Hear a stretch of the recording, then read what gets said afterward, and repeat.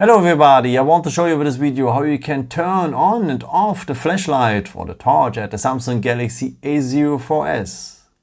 Yeah, that's pretty simple. So just scroll down here and then you have here some shortcuts, and one of it is here the flashlight. So just tap on it to turn it on and tap on it again to turn it off.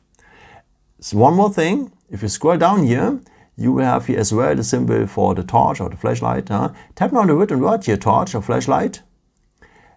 Turn it on, and now you can increase or decrease the brightness level. So I will increase it to level 5.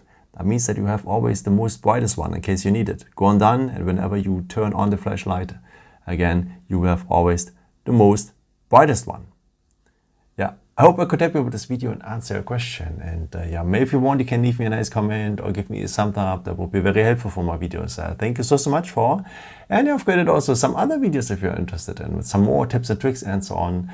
You can also subscribe me if you haven't done it before. Thank you so much for all your support, and yeah, maybe until next time.